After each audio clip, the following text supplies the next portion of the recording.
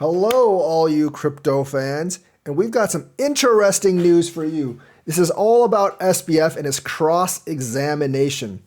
Unlike Friday, when the jury was not present and they were not able to use that information, the jury was fully present this time and they were able to use this information. And the prosecution laid it out on Sam Bankman-Fried. He tried to get away with stuff, but the prosecution basically showed the jury emails, tweets, interviews, press releases, and congressional testimony in which FTX and Bankman-Fried assured investors that the exchange was safe and that Alameda played by the same rules as the others. But of course, we know that's not the case, and SBF is trying to deny it, even over the testimonies of Carolyn Ellison and Gary Wang. Now, for his attorney's credit, he did poke a couple of holes in Nishad's testimony against him, but that is nothing compared to the massive holes that Sam Bankman-Fried has in its own story. One of the bright spots, or one of the key moments, was when Sam Bankman-Fried chose to testify, and he actually said that he was not sure that FTX ever guaranteed the safety of its customers' funds, and that customers would be protected, or that Alameda Research did not have special privileges on the platform. But the assistant attorney general who was prosecuting him was ready. And when he said that, she was like, oh, no, you bitch, you did say that, because in your tweet here, you said, meanwhile, we'll be continuing to search for more tools to confirm identity, hopefully while minimizing hassle for users. And here it is. You said this, and always our users' funds, our safety come first. We will also allow withdrawals, except in cases of suspecting money laundering, theft, etc. And we require 2FA, or two-factor authentication, for all accounts to help prevent theft. So like the assistant attorney general was like, no, you did it. You did indeed say that, and you can't get away from it. And of course, there is the FTX policy, which said like you couldn't commingle funds. And he did guarantee that Alameda Research would not have any real advantage in trading against other FTX users, which was obviously and utterly false. So essentially, like they drilled holes in basically all of his arguments.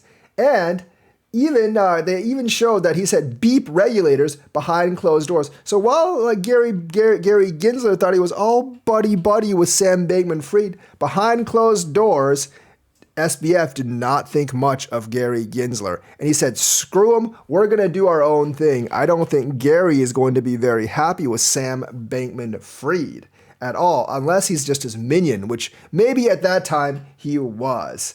So basically, during the criminal trial, the assistant U.S. prosecutor inquired if the crypto executive could recall his previous Twitter statements regarding his support of blockchain regulation.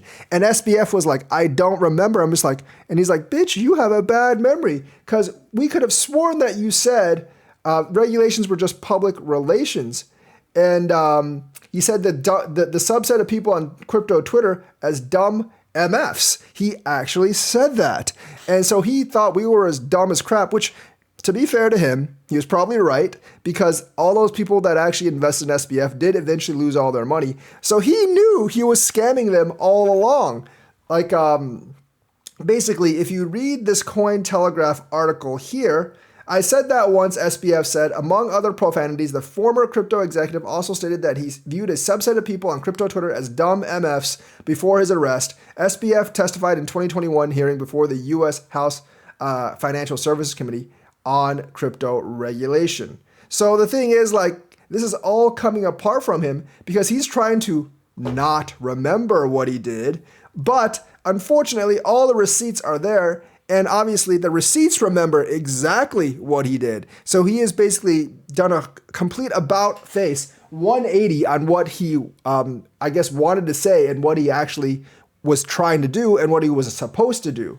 So obviously, there's a lot of chat on Twitter. And Inner City Press said, okay, now SBF trial with Sam Bankman-Fried still on direct. This afternoon, the Cross Inner City Press on it. So basically, like, there was so many lies that they actually uncovered. So, like, Bankman-Fried pushed back when the prosecution tried to show he was in charge of FTX and Alameda. But in the end, there was so much evidence against SBF that he had to admit that he was actually liable for some of the decisions on Alameda Research. But the thing is, like, it's three people's sworn testimony under oath against Sam Bankman-Fried, Gary Wang, Carolyn Ellison, and Ashad all said he had full control over what FTX did. The thing is, like, you can tell this guy's in trouble because, like, whenever they ask him something, he didn't even, when they ask him something, he didn't even try to strongly deny it because he couldn't. He basically said, I don't remember. That is kind of like code name for like, I don't want to say anything because I don't want to be guilty. The thing is, like, he's actually gotten control of himself enough to just not blurt out everything and admit that he's completely guilty. But the cross-examination just completely blasted SBF. So there were also like backdated documents. And she brought up former FTX executive Nishad's testimony in which Bankman-Fried told him to inflate the exchange's revenue. And of course, it wasn't all just hearsay because she showed him a signed document in January 1st, 2021. Bankman-Fried said he signed it much later than that date and acknowledged that it probably wasn't the first time he did something like that. So basically, he kind of forged these too. He put a date on it and then he signed it at when the date was actually much, much later. So the prosecution emphasized that SBF cultivated a certain image by not cutting his hair and wearing a t-shirt and shorts. And Carolyn Ellison completely backed this. SBF wanted to pursue the image that he didn't really know all that much, even during the time, so people would keep throwing money at him.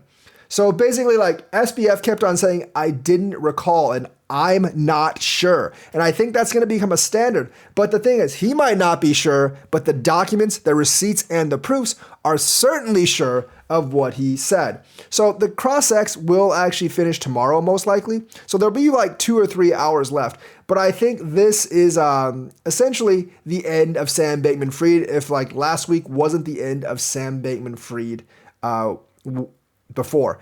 And he was much more tight-lipped this time than, like last weekend when the jurors weren't there, because I think his lawyers went back and just grilled him on how to not screw things up. But I think it just might be a little too late for SBF to actually not screw things up. I think the prosecution has this case like basically airtight. The regulators probably won't be on his side anymore because he said regulations were just public PR stunts, which, I'm not going to say they're not because a lot of it does seem like that. And he doesn't really have anywhere to lay the blame anymore because all the receipts basically point to him. And the thing is, like, he didn't really dispute much of the evidence because all he really did was like, I don't know, I can't recall.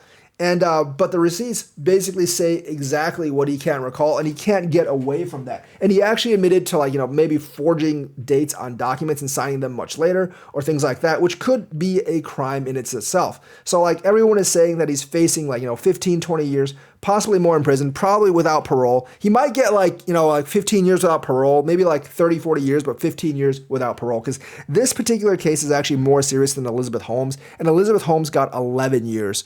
I mean, we all know what happened to Bernie Madoff. I'm sure he had powerful connections as well, but he went to jail for 150 years and he eventually died in jail because of some kind of disease or old age or something. So the thing is, the whole one of the main points, like I said, is when the assistant prosecutor actually asked him if he assured people that Alameda Research played this by the same rules as others on the FTX exchange. And Bankman-Fried said he has not done so. But then, once again, the assistant attorney, prosecution was ready. And she's like, oh, bitch, but you did. And the government then showed a tweet where he had directly addressed the topic, then an email where he wrote an account of Alameda Research. FTX's sister hedge fund was like everyone else's. But we know that it wasn't because Alameda was allowed to carry a balance of negative $8 billion, and it was indeed able to carry much more if they had not found out about it at that point. We should be very, very thankful to CZ that he actually called him out when he did, because if CZ hadn't, this actually might have lasted until the next bull run, and then he might be $70 billion in debt instead of $7 billion, and that would have completely just turned the entire industry and maybe even affected the entire economy. So this has been not such a glorious day for SBF because they had the testimonies, they had all the receipts, and he probably thought he could squeeze out of it by answering, I don't know. But they know, and they're coming after him, and he's not getting away. So even if he doesn't know, history knows.